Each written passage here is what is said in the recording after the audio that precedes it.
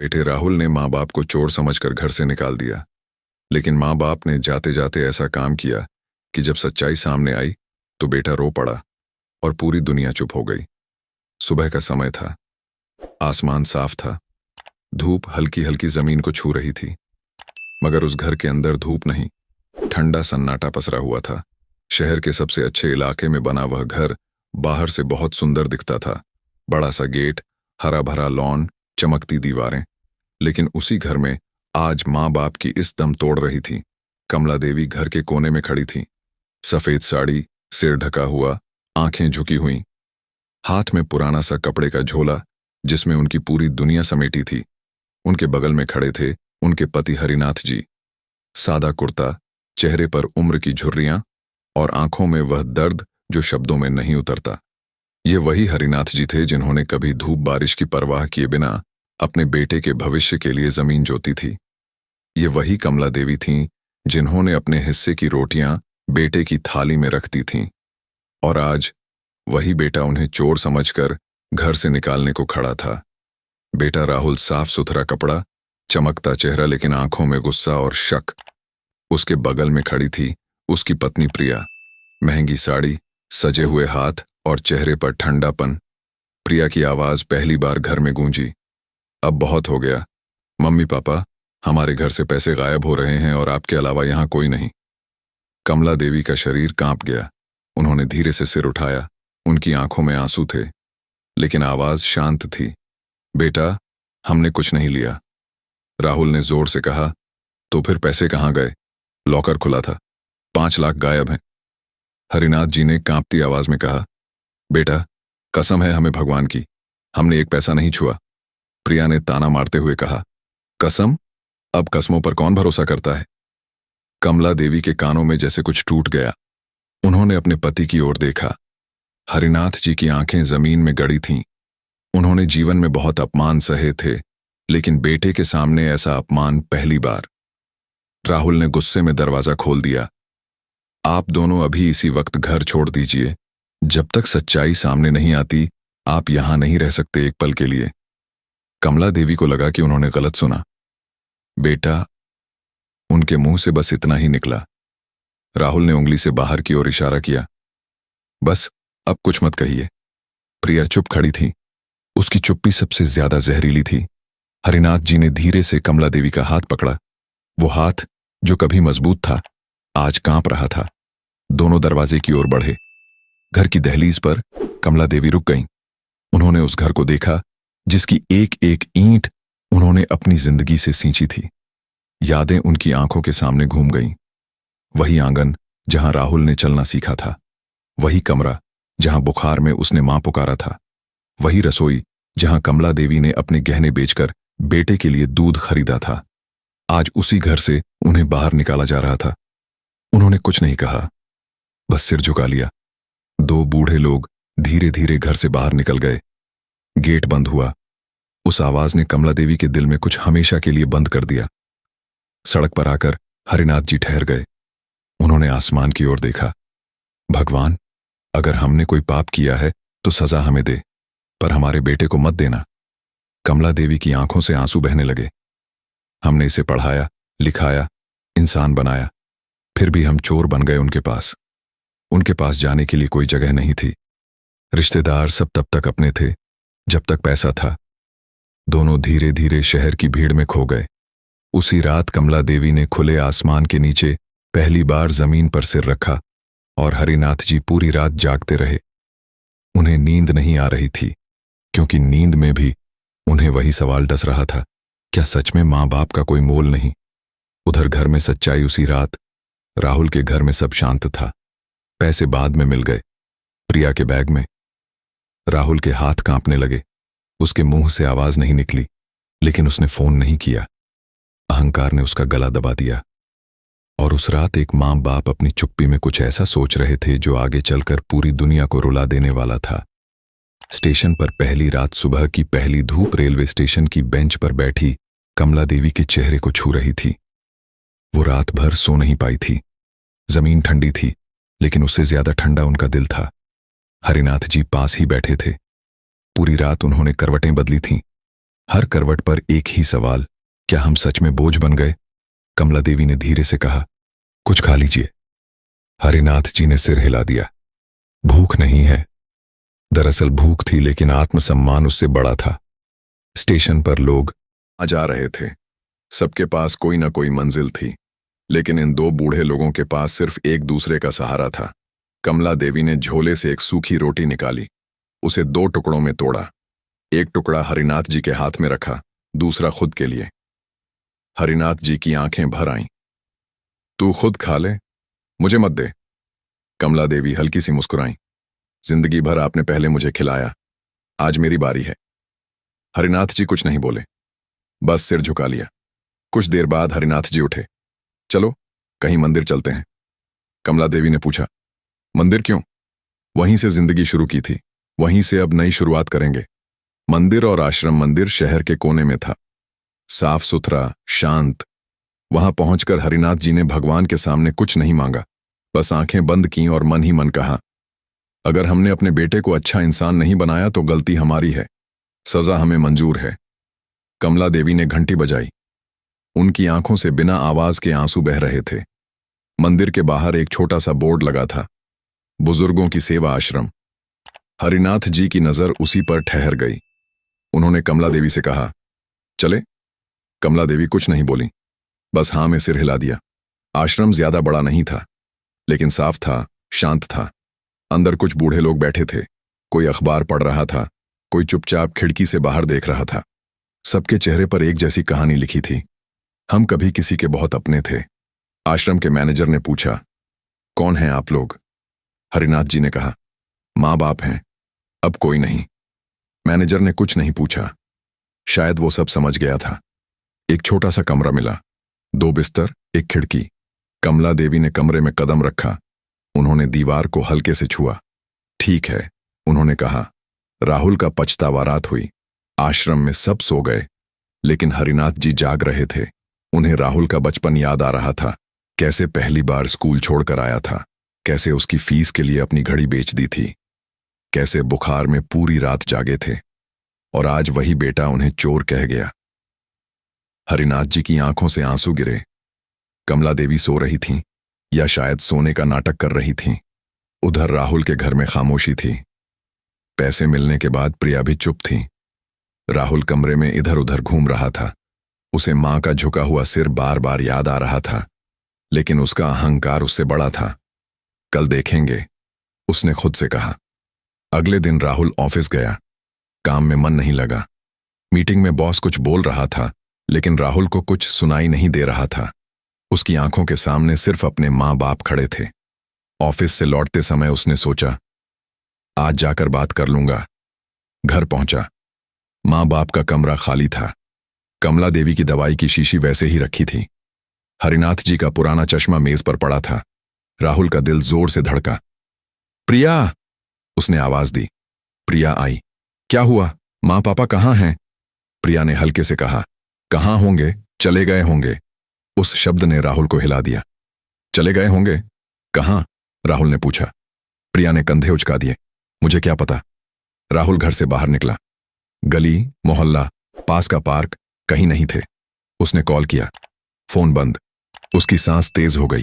पहली बार उसे डर लगा। रात हो गई। राहुल सो नहीं पाया। उसके कानों में मां की आवाज गूंज रही थी, हमने कुछ नहीं लिया। सुबह उसने हर जगह खोजा। रिश्तेदारों से पूछा, किसी को नहीं पता। शाम को वो उसी मंदिर पहुंचा जहां मां पापा अक्सर जाया करते थे। वहां एक पंडित मिला। राहुल ने पूछा, मेरे मां पापा यहां आए थे? पंडित ने कहा, हां, कल आए थे। राहुल का दिल धक से रह गया। कहां गए? पंडित ने आश्रम की ओर इशारा किया। राहुल भागता हुआ आश्रम पहुंचा। वहां जाकर उसने देखा, मां और बाप आश्रम के आंगन में चुपचाप बैठे थे। कमला देवी ऊनी स्वेटर बुन रही थीं। हरिनाथ जी आकाश देख रहे थे। राहुल की आंखों से आंसू बह निकले। उसने आवाज लगाई, मां। कमला देवी ने सिर उठाया। उनकी आंखों में न गुस्सा था, न शिकायत, बस एक थकी हुई शांति। हरिनाथ जी ने राहुल को देखा और फिर नजर फेर ली। राहुल आगे बढ़ा, घुटनों पर बैठ गया। मुझे माफ कर दो। लेकिन कमला देवी ने कुछ नहीं कहा। उनकी चुप्पी राहुल के लिए सबसे बड़ी सजा थी। हरिनाथ जी बोले, अब बहुत देर हो गई है बेटा। उन शब्दों में ना गुस्सा था ना कटुता, बस एक टूट चुकी उम्मीद थी। राहुल रो रहा था। आसपास बैठे बाकी बुजुर्ग सब देख रहे थे। किसी की आंखें भीग गईं। राहुल बोला, घर चलिए, सब ठीक हो जाएगा। हरिनाथ जी ने धीरे से कहा, घर वहीं होता है जहां सम्मान हो। यह सुनकर राहुल फूट फूट कर रो पड़ा। उस दिन राहुल ने पहली बार समझा, माँ बाप माफ कर सकते हैं लेकिन भूल नहीं सकते। और यहीं से कहानी और भी ज्यादा दिल तोड़ने वाली होने वाली थी। फैसला जो दुनिया रुला गया। आश्रम के आंगन में हल्की धूप फैल रही थी। पेड़ की छाया में कमला देवी बैठी थीं। हाथ में ऊन की सलाई चल रही थी। हरिनाथ जी पास की बेंच पर बैठे थे। आंखें खुली थीं, लेकिन नजर कहीं दूर। राहुल उनके सामने खड़ा था। चेहरा रो रो कर सूज गया था, आंखें लाल, होंठ कांपते हुए। मां, कमला देवी ने सलाई रोकी, धीरे से उसकी ओर देखा। क्या बात है? आवाज में कोई शिकायत नहीं, बस वही पुरानी मां वाली शांति। राहुल का दिल और जोर से टूट गया। घर चलिए, मैं सब ठीक कर दूंगा। हरिनाथ जी ने धीरे से सिर हिलाया। नहीं बेटा। राहुल ने हैरानी से देखा। क्यों? हरिनाथ जी बोले, क्योंकि जो टूट जाता है वो जुड़ तो सकता है, लेकिन वैसा नहीं रहता। ये सुनते ही राहुल फूट पड़ा। उसने मां के पैर पकड़ लिए। मुझे माफ कर दो, एक बार और मौका दे दो। आश्रम में बैठे बाकी बुजुर्ग सब चुप थे। किसी के चेहरे पर दया थी, किसी के चेहरे पर अपनी कहानी। कमला देवी ने धीरे से राहुल का हाथ पकड़ा। बेटा, हम नाराज नहीं हैं।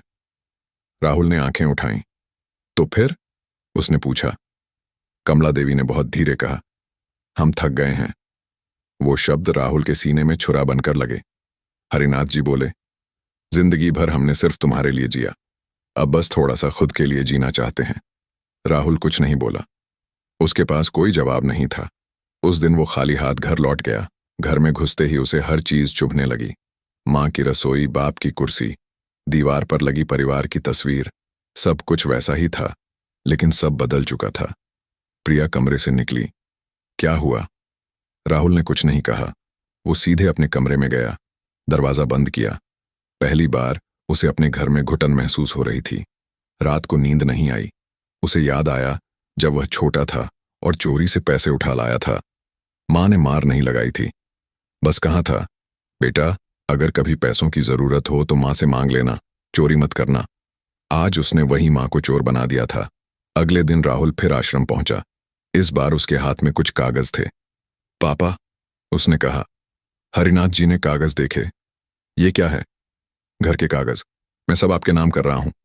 हरिनाथ जी हल्के से मुस्कुराए। बेटा, हमें घर नहीं चाहिए। राहुल का गला भर आया। तो क्या चाहिए? हरिनाथ जी ने आसमान की ओर देखा। इस्तगफार। बीतते दिन और अंतिम फैसला उस दिन के बाद राहुल रोज आश्रम आने लगा। कभी फल लाता, कभी दवाई, कभी बस चुपचाप बैठ जाता। लेकिन मां बाप वापस घर नहीं गए। दिन बीतते गए। आश्रम में कमला देवी बाकी औरतों के साथ हंसने लगीं। हरिनाथ जी शाम को भजन गाने लगे। उन्हें वहां शांति मिलने लगी थी। एक दिन कमला देवी की तबीयत खराब हो गई। राहुल को फोन किया गया। वो भागता हुआ आया। मां बिस्तर पर थीं, चेहरा पीला। राहुल ने उनका हाथ पकड़ा। मां, मुझे छोड़कर मत जाना। कमला देवी ने धीरे से आंखें खोलीं। डर मत, अभी नहीं। हरिनाथ जी पास खड़े थे। डॉक्टर ने कहा, उम्र ज्यादा है, ज्यादा तनाव ठीक नहीं। राहुल का दिल डूब गया। उस रात वो आश्रम में ही रुका, मां के पास बैठा रहा। कमला देवी ने धीरे से कहा, बेटा, एक बात पूछूं? हाँ मां। अगर पैसे नहीं मिले होते तो क्या तुम हमें वापस बुलाते? राहुल की आंखों से आंसू बहने लगे। वह कुछ नहीं बोला। कमला देवी समझ गईं। उन्होंने धीरे से आंखें बंद कर लीं। राहुल ने उनके हाथ को अपने माथे से लगा लिया। उस रात उसे पहली बार ऐसा लगा कि शायद उसने बहुत देर कर दी है। अगले कुछ दिन मां की हालत थोड़ी संभली, लेकिन हरिनाथ जी कमजोर पड़ने लगे। एक शाम वो अकेले बैठे थे। राहुल पास आया। पापा, आप लोग कभी मुझे माफ कर पाएंगे? हरिनाथ जी ने लंबी सांस ली। माफी मां बाप के दिल में पहले से होती है, लेकिन भरोसा दोबारा पैदा करने में वक्त लगता है। राहुल सिर झुकाकर बैठ गया। कुछ दिन बाद आश्रम में एक कार्यक्रम हुआ, माता पिता दिवस। कमला देवी को मंच पर बुलाया गया। उन्होंने माइक पकड़ा, हाथ कांप रहे थे। हमने अपने बच्चों को प्यार दिया, शायद संस्कार देना हमसे छूट गया। पूरा हाल खामोश हो गया। राहुल भीड़ में खड़ा था, उसका सिर झुका हुआ था। उसे लगा जैसे सब लोग उसे ही देख रहे हैं। कार्यक्रम के बाद एक पत्रकार आया। माता जी, आप यहां कैसे आईं? कमला देवी ने कोई नाम नहीं लिया, बस इतना कहा, हम पर चोरी का शक हुआ था। वो बात अखबार में छपी, छोटी सी खबर, लेकिन उसने तूफान खड़ा कर दिया। लोगों ने पढ़ा, महसूस किया। राहुल के ऑफिस में सब बातें करने लगे। माँ बाप को आश्रम भेज दिया। राहुल की आंखें झुक गईं। उसे लगा जैसे दुनिया ने उसका नकाब उतार दिया हो। वो फिर आश्रम पहुंचा, माँ बाप के सामने खड़ा हुआ। मुझे सजा दे दो, उसने कहा। हरिनाथ जी बोले, सबसे बड़ी सजा इंसान खुद को देता है। राहुल रो पड़ा, और उसी रोने में एक ऐसी सच्चाई जन्म ले रही थी जो आगे चलकर पूरी दुनिया को रुलाने वाली थी। क्योंकि माँ बाप ने अब आखिरी फैसला ले लिया था। आखिरी पल। आश्रम की सुबह उस दिन कुछ अलग थी। हवा में हल्की ठंडक थी, लेकिन धूप साफ और उजली थी। कोई अंधेरा नहीं, फिर भी दिल भारी था। कमला देवी खिड़की के पास बैठी थीं, बाहर देख रही थीं, जैसे किसी का इंतजार हो। हरिनाथ जी पास वाली कुर्सी पर बैठे थे, हाथ में पुरानी डायरी, वही डायरी जिसमें उन्होंने जिंदगी भर अपने मन की बातें लिखी थीं। आज डायरी का आखिरी पन्ना खुला था।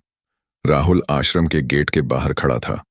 उसे अंदर जाने की हिम्मत नहीं हो रही थी। पिछले कुछ दिनों से मां की तबीयत फिर बिगड़ने लगी थी और बाप बहुत चुप रहने लगे थे। राहुल को अंदर से डर लग रहा था, जैसे कुछ छूटने वाला हो।